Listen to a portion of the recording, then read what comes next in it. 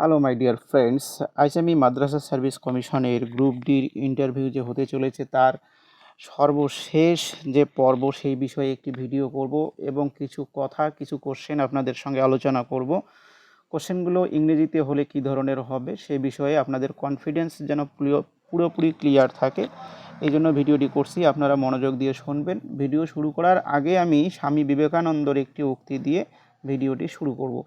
দেখুন,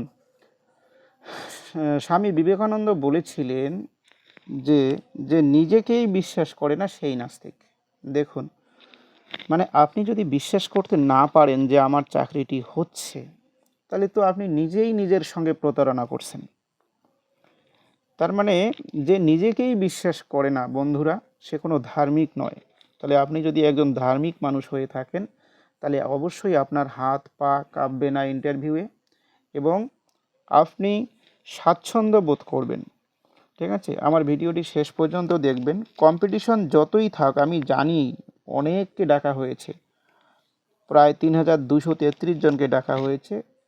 আমি কি বলতে পারবো কি বলতে পারবো না এই বিষয়ে টেনশন করতে করতে অবশ্যই আপনাদের অনেক সময় হয়তো এরকম সমস্যা তৈরি হয় বা অনেক চিন্তিত থাকেন, কিন্তু এরকমটা ভাববেন না বন্ধুরা। নিজেকে বিশ্বাস করুন, নিজের প্রতি বিশ্বাস রাখুন। পথ ফাইন্ডার এসএলকের পরিশ্রম ব্যর্থ হবে না।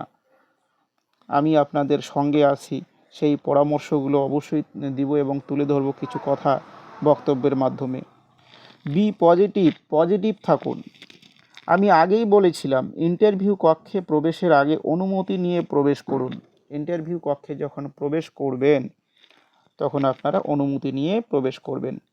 বাঁ হাতে আপনার ডকুমেন্টসের যে ফাইলটা আছে সেটা রাখবেন এবং ডান হাতটাকে ফ্রি রাখবেন, যেটাকে মার্চ করতে করতে আপনারা রুমের ভিতরে প্রবেশ করবেন। দেখুন, রুমের ভিতরে গিয়ে আপনারা দেখতে পারবেন আপনাদের জন্য একটি চেয়ার বরাদ্দ করা আছে। ডান হাত ফ্রি রাখুন এবং সঙ্গে অবশ্যই কলম রাখবেন। যদি দেখেন ইন্টারভিউয়াররা কিছু লিখছেন বা একটু হালকা ব্যস্ত আছেন, তাহলে আপনার একটু ধৈর্য রাখবেন এবং অবশ্যই বলতে পারেন যে স্যার আমি কি বসতে পারি। এই অনুমতিটা অবশ্যই নেবেন, নিয়ে বসে পড়বেন। অনুমতি নিয়ে চেয়ারে বসুন। ধৈর্য ধরুন বা ধৈর্য রাখুন।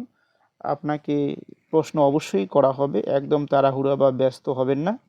অবশ্যই আপনাকে ধৈর্য রাখতে হবে, ওনারা প্রশ্ন করবেন।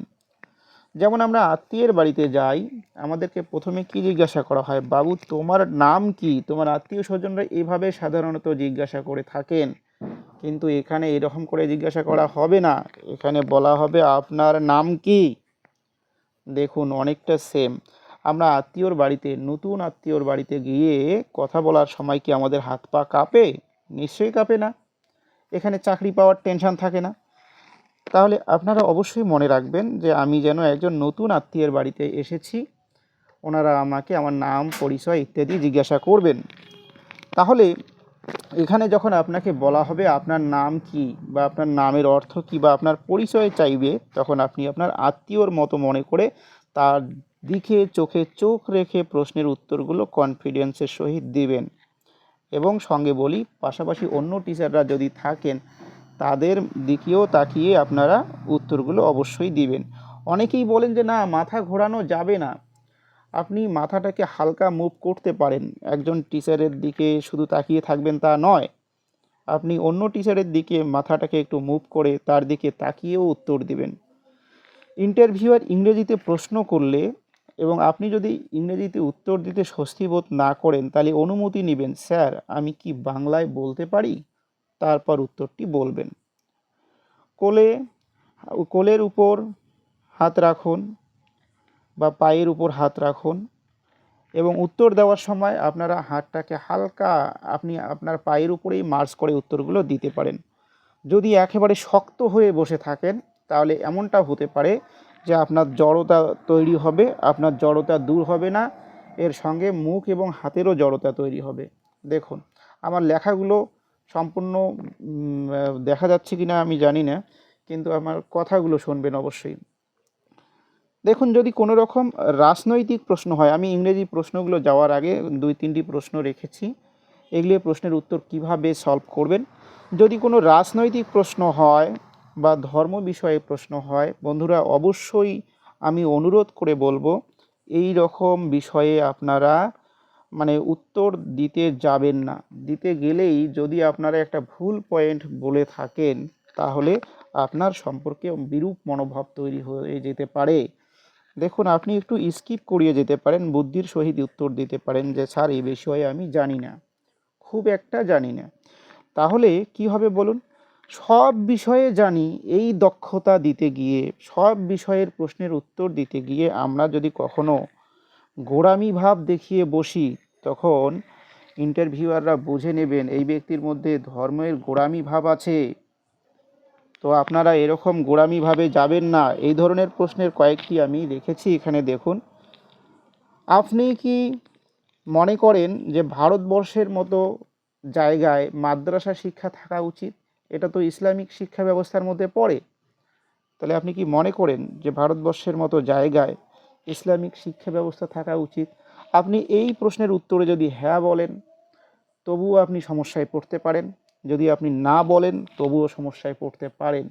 আপনি বলতে পারেন যে স্যার এই বিষয়ে আমি খুব একটা ধারণা রাখি না বা খুব একটা ভাবিনি, এগুলো রাজনৈতিক বিষয়, হ্যাঁ আমি পরবর্তীতে ভেবে দেখব, কিন্তু আপাতত আমার এ বিষয়ে খুব একটা জ্ঞান নেই। দেখুন, সব যদি আপনি বলেন এই বিষয়ে আমার জ্ঞান নেই, তার মানে আপনি কিছুই জানেন না তা নয়। আপনি তর্কটাকে স্কিপ করলেন। কিন্তু আপনি যদি হ্যাঁ অথবা না উত্তর দেন তাহলে যিনি ইন্টারভিউয়ার আছেন ওনার মধ্যে কিন্তু মানে একটা মানে ধারণা তৈরি হবে যে আপনার মধ্যে ধর্মের গোঁড়ামি ভাব কিছুটা হলেও আছে। এগুলো কিন্তু ইন্টারভিউয়ের বোর্ডে আপনারা প্রকাশ করবেন না, কোনো রকম তর্কে জড়াবেন না। এখানে আপনি সুন্দরভাবে ইন্টারভিউ কমপ্লিট করে চাকরিটাকে হাতিয়ে নিতে এসেছেন, বারবার বলছি, আজও বললাম। আপনি অমুসলিম হয়ে মাদ্রাসায় কেন চাকরি করবেন বা মাদ্রাসায় কেন চাকরি করতে এসেছেন? দেখুন, এই প্রশ্নটা এটাও কিন্তু মানে এই প্রশ্নটার উত্তরেও আপনারা তর্কে জড়াতে পারেন বা কোনো রকম উল্টাপাল্টা উত্তর দিয়ে আপনি নিজেই নিজের সমস্যা তৈরি করতে পারেন। তো এরকম প্রশ্নগুলো যদি হয় তখন বলবেন যেহেতু মাদ্রাসা শিক্ষা ব্যবস্থা হচ্ছে সংবিধান মেনে হয়, এটা আমাদের ভারতবর্ষে কিন্তু সংবিধানের নিয়ম অনুযায়ী চলে। এইটাও হচ্ছে একটা স্কুল কলেজের শিক্ষা ব্যবস্থা, ঠিক যেরকম এটাও কিন্তু সেই রকমই একটি শিক্ষা ব্যবস্থা। শুধু এখানে একটি ইসলাম পরিচয় একটি অতিরিক্ত সাবজেক্ট থাকে। সেজন্য আপনি মনে রাখবেন যে স্কুলগুলোতে যে ধরনের শিক্ষা দেওয়া হয় মাদ্রাসাগুলোতেও কিন্তু ঠিক সেরকম শিক্ষাই দেওয়া হয়। তাহলে আপনি যেহেতু একজন শিক্ষা অনুরাগী, তাহলে আপনার যেন কোনো স্কুল বা মাদ্রাসায় চাকরি করতে অসুবিধা না হয় এমন মনোভাব ব্যক্ত করবেন। এর উত্তরে আপনি বলতে পারেন যে স্যার আমি তো সৎ ব্যক্তি, নিষ্ঠাবান, ধর্মনিরপেক্ষ, শিক্ষা অনুরাগী একজন মানুষ, এবং এখানে চাকরি পেলে বা চাকরি করলে আমার শিক্ষা জীবন ও কর্মজীবন সার্থক হবে। ঠিক আছে? আমি কিন্তু এখানে লক্ষ্য করছি না এখানে কোন ধর্ম বিষয়ে কিছুটা জ্ঞান দেওয়া হয়, এটা হয়তো একটি অথবা দুটি বিষয়ে দেওয়া হয়, কিন্তু এই বিষয়ে আমার কোনো মতামত নেই। দেখুন, আমাদের ভারতবর্ষে অনেকগুলো ভাষা আছে, উর্দু ভাষা, আরবি ভাষা, হিন্দি ভাষা, ঠিক আছে? তো কোনো একটা স্কুলে হিন্দি ভাষা পড়ানো হয়, সেখানে আপনি যদি চাকরি করেন তাহলে কি আপনার কোনো সমস্যা হওয়ার কথা? নিশ্চয়ই নয়। তাহলে যে স্কুলে আপনি চাকরি করছেন সেখানে যদি ইসলাম পরিচয় নামক একটি সাবজেক্ট থাকে, একটি বিষয় পড়ানো হয়, তাহলে আপনার সমস্যা হওয়ার কোনো কথা নয়। এভাবে কথাগুলোকে আপনি গুছিয়ে উত্তর দেবেন। নেক্সট প্রশ্ন যেটা হয় সেটা হচ্ছে আপনি কি অতিরিক্ত চাপে কাজ করতে পারবেন? এখানে তো হেডমাস্টার মশাই বা স্কুলে বা মাদ্রাসাগুলোতে অনেক কাজের চাপ থাকে, আপনি কি এগুলো পারবেন? উত্তরে কি জানাবেন যে আমি কেন পারবো না বা আমি অবশ্যই পারবো। এত সংক্ষেপে না দিয়ে যদি আপনারা একটু গুছিয়ে বলেন তাহলে প্রশ্নের উত্তরটা বেশ সুন্দর হবে। এটা হবে আমার কর্ম। স্যার আমি এই মানে এটা একটা শিক্ষাঙ্গন, এই শিক্ষাঙ্গনে যদি আমি আসি তাহলে আমার হবে গ্রুপ ডি এর কর্ম। এখানে চাপ নয়, বিরক্তির বোধ নয়, অনেক সময় অতিরিক্ত চাপের মধ্যে যেমন আমরা বাড়িতে কাজ করি ঠিক আমাদের শিক্ষাঙ্গনগুলোতেও কখনো কখনো একটু বেশি চাপ নিয়েই কাজ করতে হয়। স্যার দেখুন, জীবন মানেই সুখ দুঃখ আর কিছু কাজের সমষ্টি। কাজকে নিয়ে যদি আমরা বিরক্তি ভাব প্রকাশ করি তাহলে তো হবে না। আমাদের কিছু না কিছু কাজ তো অবশ্যই প্রতিদিন করতে হয়। আপনার কথার মধ্যে যেন যুক্তি থাকে, এভাবে আপনি শুরু করতে পারেন এই প্রশ্নের উত্তরে। নেক্সট দেখুন, অনেক সময় ইংরেজিতে প্রশ্ন হয়। আমি যেহেতু এটা সর্বশেষ সাজেশন হিসেবে নিয়েছি, যদি আপনাকে ইংরেজিতে প্রশ্ন করা হয়, প্রশ্ন কিন্তু হতে পারে, আপনি কিন্তু বলবেন না যে স্যার আমাকে বাংলায় প্রশ্নটি করুন। আপনি মনোযোগ দিয়ে শুনবেন এবং যদি আপনি বাংলায় উত্তর দিতে চান তাহলে অনুমতি নেবেন যে স্যার আমি উত্তরটি কি বাংলায় দিতে পারি। অবশ্যই প্রশ্নটি ইংরেজিতেই শুনবেন, অনুমতি নিয়ে যদি বলেন তাহলে বাংলায় উত্তর দেবেন। অবশ্যই তিনি অনুমতি দিবেন আশা করি। Please introduce your self. First question যেটা হয় অনেক সময় ইন্টারভিউ বোর্ডে বা ইন্টারভিউয়াররা প্রথমে দেখেই আপনাকে ইংরেজিতে একটি প্রশ্ন করে বসলো যে প্লিজ ইন্ট্রোডিউস ইউর সেলফ। এবার আপনি ইংরেজিতে বলতে খুব একটা স্বাচ্ছন্দ্য বোধ করছেন না, আপনার হাত পা কাঁপতে শুরু করলো, মুখে জড়তা ভাব চলে আসলো, এমনটা করবেন না, নিজেকেই ছোট করবেন না। হয়তো আপনি ইংরেজি বলতে পারেন কিন্তু এক্ষেত্রে বলতে গেলে আপনার একটু মুখ জড়িয়ে যেতে পারে। সেজন্য বলছি আপনি অবশ্যই ইন্টারভিউয়ারের অনুমতি নিন যে স্যার আমি কি বাংলায় বলতে পারি। অনুমতি নিয়ে তারপর বাংলায় বলবেন। What is your strength. আপনার স্ট্রেংথ কী, আপনার দক্ষতা কী। হ্যাঁ, হোয়াট ইজ ইয়োর উইকনেস, আপনার দুর্বলতা কী। এগুলো বিষয়ে আমি আগেই ভিডিও তৈরি করেছি। যদি আপনারা আমার ভিডিওগুলিকে আগে দেখে না থাকেন তাহলে অবশ্যই দেখে নেবেন। আমি ডেসক্রিপশন বক্সে এই ভিডিওগুলোর লিংক দিয়ে রাখবো। বন্ধুরা, এই সমস্ত প্রশ্নগুলো ইংরেজিতে শুনবেন, খুব ছোট ছোট ইংলিশ প্রশ্ন, এগুলোকে একটু প্র্যাকটিসও করেছেন আমি আশা করি, কিন্তু সর্বশেষ সাজেশন হিসেবে আবার তুলে ধরলাম। হয়তো দুই একটি প্রশ্ন আপনাদের নতুন লাগতেও পারে। নেক্সট কোশ্চেন যেটা, why do you want to work in madrasa. আপনি কেন মাদ্রাসায় চাকরি করতে চান, এই যে প্রশ্নের উত্তরটা, এটাও আমার আগের ভিডিওগুলোতে বলা আছে। Next question, why should we hire you. কেন আমরা আপনাকেই হায়ার করব। মানে অনেকজন ক্যান্ডিডেটকে ডাকা হয়েছে, তাদের সবাইকে বাতিল করে আপনাকে কেন আমি হায়ার করব। ঠিক আছে, এই প্রশ্নের উত্তরটিও আমি আগের ভিডিওতে করে দেখিয়েছি। অবশ্যই আপনারা আমার ভিডিওগুলো দেখে নিতে পারেন। নেক্সট কোশ্চেন হচ্ছে, where do you see yourself after 5 years. আপনি 5 বছর পর আপনাকে ঠিক কোথায় দেখতে চান, এটা বিষয়েও বলা আছে। আমার পূর্বের ভিডিওগুলো অবশ্যই দেখে নেবেন। Can you work under pressure, এখনই যেটা বললাম, can you work under pressure, আপনি কি চাপের মধ্যে কাজ করতে পারেন। অনেকে বলবেন যে না আমি তো এগুলো পারি না, অতিরিক্ত চাপ হলে আমার খুবই সমস্যা তৈরি হয়। এরকমটা বলা যাবে না বন্ধুরা।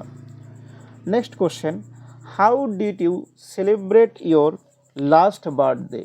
আপনি আপনার লাস্ট বার্থডে কবে, মানে আপনি আপনার লাস্ট বার্থডে কীভাবে সেলিব্রেট করেছেন।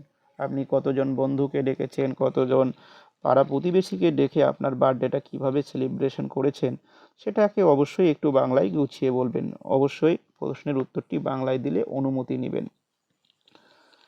Next question, what's your salary expectation. আপনার স্যালারি এক্সপেকটেশান যেটা আছে, মানে আপনি ঠিক স্যালারি কতটা চান। এই প্রশ্নের উত্তরটি আমি আগেও বলেছিলাম, আপনারা ঠিক এক্সাক্ট নাম্বারটা বলবেন না, 20,000, 25,000, 30,000 চাই, এমনটা বলবেন না।